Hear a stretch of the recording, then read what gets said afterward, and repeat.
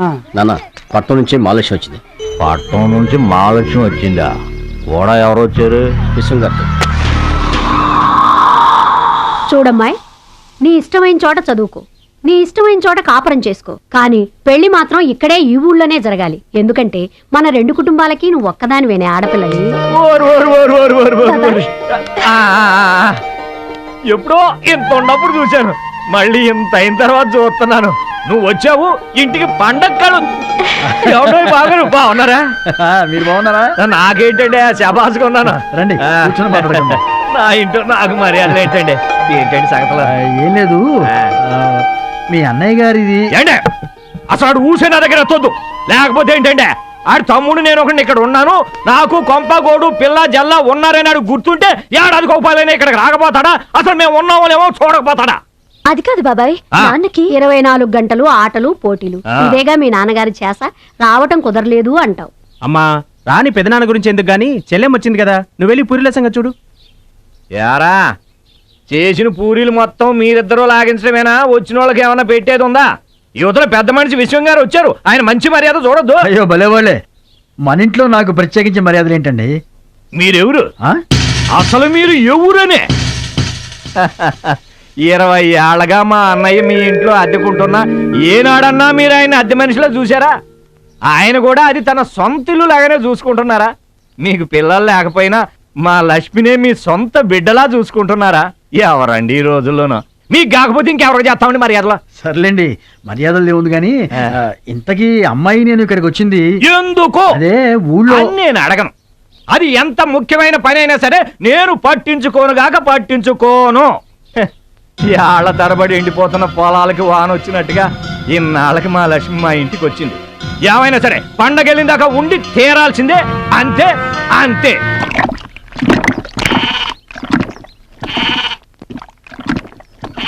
మేక నమ్ముకురమ్మని పంపిస్తే మరిది గారు మళ్ళీ వెనక్కి తెచ్చారెందుకో?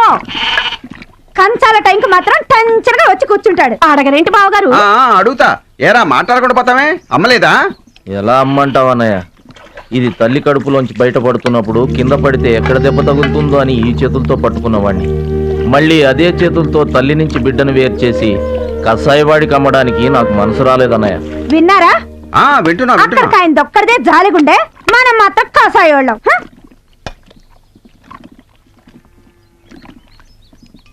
బాబాయ్ మొదటి ముద్ద నాకు. నీకు పెట్టాకే నేను తింటానమ్మా.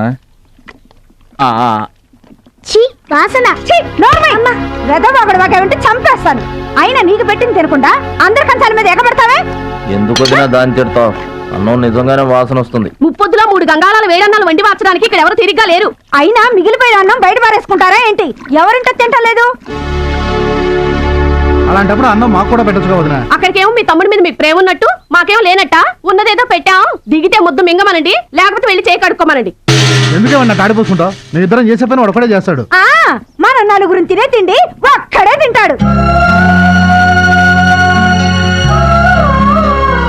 పొగరికిన పోతురానికి పాడెక్కువ, పాలిచ్చే గేదెలు ఎక్కువ అన్నట్లు తోల బిడ్డకేం తక్కువ లేదు. భద్రాచలం, ఒరే భద్రాచలం, రేరా అన్నం మీద అలిగేలోని ఏం పిలవక్కర్లేదు.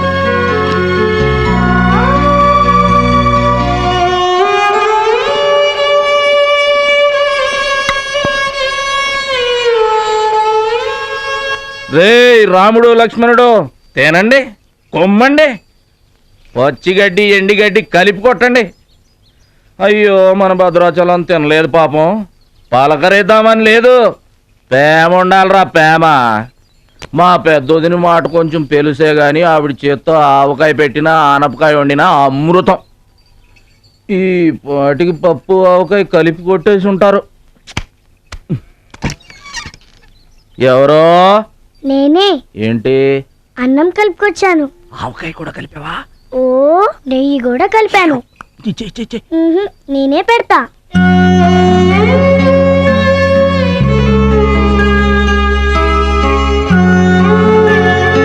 ఏంటి ఏడుస్తున్నావు? మా అమ్మ మాటలు గుర్తుకొచ్చాయా? మా అమ్మ గుర్తుకొచ్చింది. క్రితం జన్మలో నువ్వు మా అమ్మవై ఉంటావు.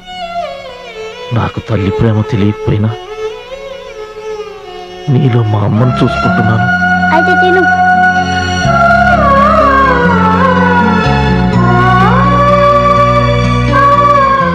ఏంటి చెల్లె చూస్తున్నావు? అతను వాడి గురించి ఒక్క మాట మాట్లాడినా వేస్టే. పనికి మాలిన వెధవ, సోంబేరి, తిండిపోతు. ఆయన తిండి సరే, ఈ తిండి దేనికి?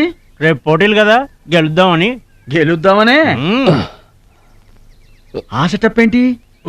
వాడు వేస్ట్ అయితే వీడు సూపర్ వేస్ట్ కదరా అన్నయ్య. నువ్వు చెప్పింది కరెక్టే. వాడు పోటీలకేనా? ఓ, గెలుద్దామనే? వాడు గెలుద్దామని. వీడికి మ్యాథ్ ఎక్కువ, మోత్ తక్కువ. వాడికి కండ ఎక్కువ, కార్యం తక్కువ. దొందు మా రోజుల్లో అయితేరా ప్రతి సంవత్సరం ప్రతి సంవత్సరం అమ్మా. నువ్వా? పాతికిస్తావా? పాతికేంటి? పాలా ఇస్తావా? పావలా ఏంట్రా? పోనీ ఊరికే ఇస్తా. ఏంట్రా నువ్వు ఉంది అంటే అదేగా? అదే. నిన్ను చంపేస్తాను. ఇసుక బత్తాలు ఎత్తుతుంటే ఆడోళ్ళు ఇరగబడి చూసేవాళ్ళు. పిచ్చాయి బావా, పిచ్చాయి బాయ్. ఎడు ప్రతి సంవత్సరం లాగానే ఈ సంవత్సరం కూడా జరగబోయే శ్రీరామనవమి పోటీలను మన ఊరి సర్పంచ్ గారు ప్రారంభిస్తారు.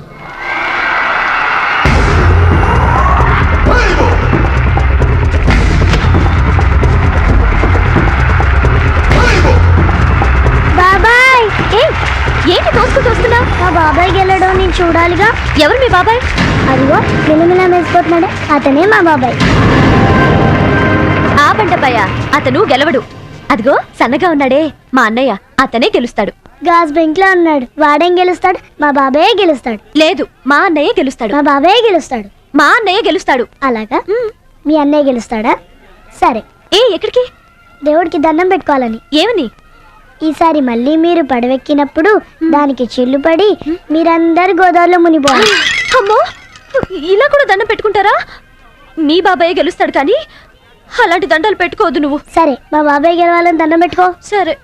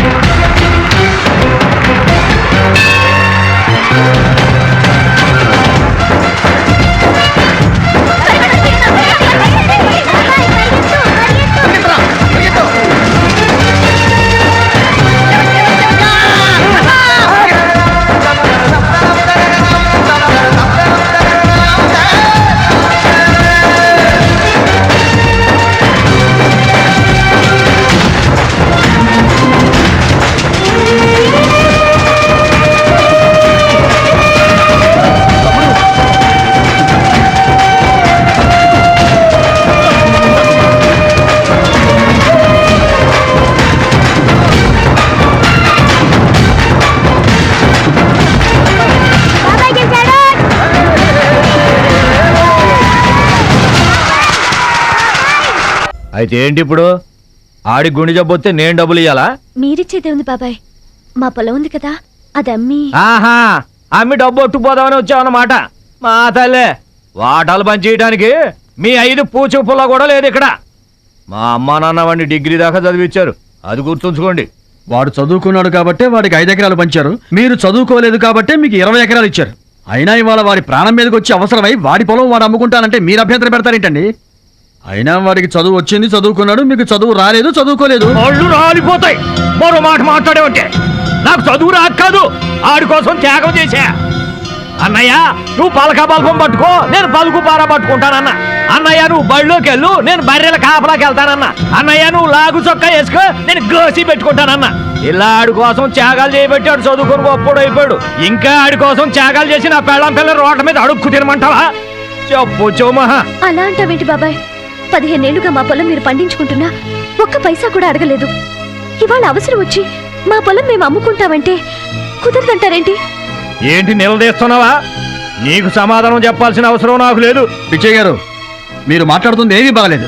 అరే, ఆపరేషన్కి అవసరమై వాడి పొలం వాడు.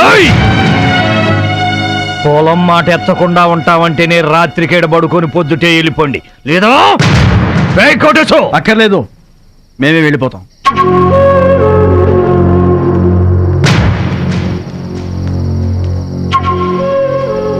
మీరేం బాధపడకండి, ఊరేం గొడ్డుపోలేదు. అమ్మా మహాలక్ష్మి, మీ నాన్నకి మీ బాబాయికి రాముడికి రావణాసురుడుకున్నంత తేడా ఉందమ్మా. చట్ట ప్రకారం ఈ పొలం మీదే.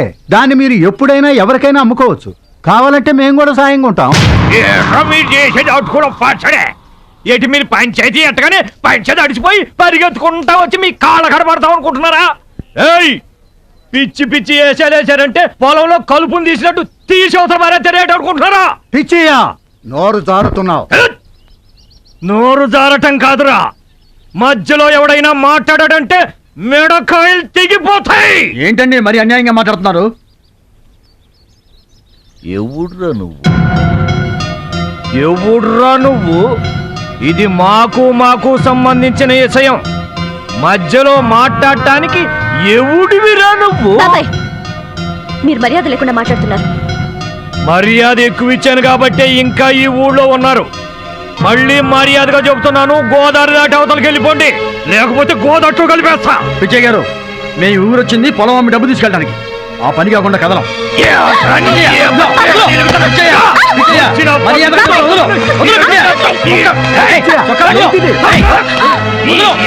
ఇదే మావా తప్పు చేస్తున్నావు. నువ్వెవడ్రా చెప్పటానికి? మనిషిని రా పశువా. నాన్న మీదే చేసుకుంటావరా?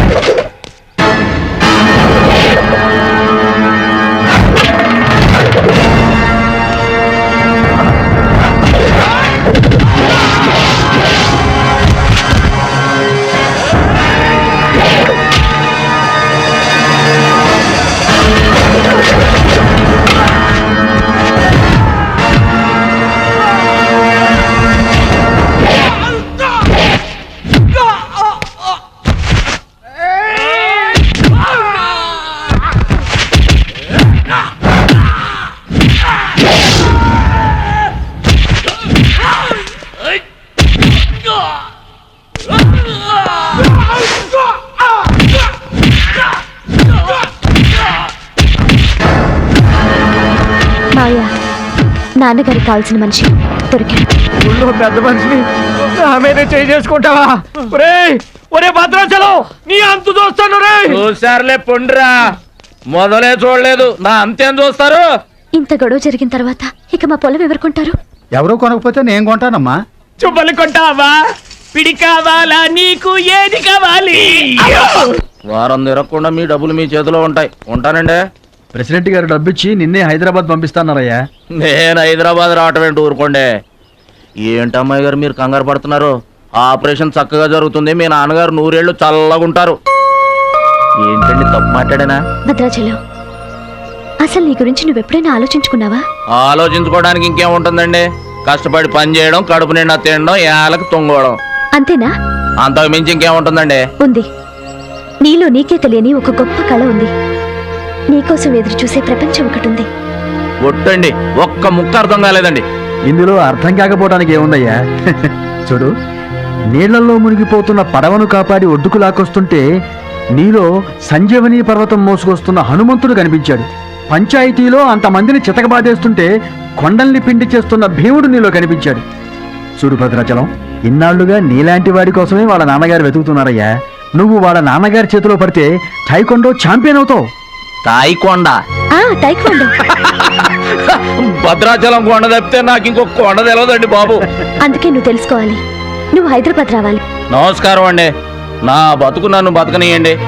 ఈ ఊరు, ఈ ఏరు, మా వాళ్ళు, మా పొలం, ఇవి చాలండి నాకు. చూడండి, గోదారమ్మ గడప దాటి నేను ఎక్కడికి రానండి. నువ్వు రావాలి. ఎస్, సూర్యుడు తాను ఉదయించిన చోటే ఉండిపోతానంటే లోకంలో వెళ్తురుంటుందా? కాబట్టి నువ్వు రావాలి.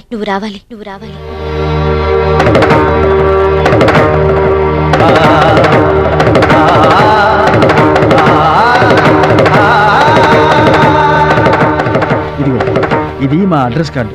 నువ్వు ఎప్పుడైనా రావచ్చు. ఏమా బయలుదేరదాం?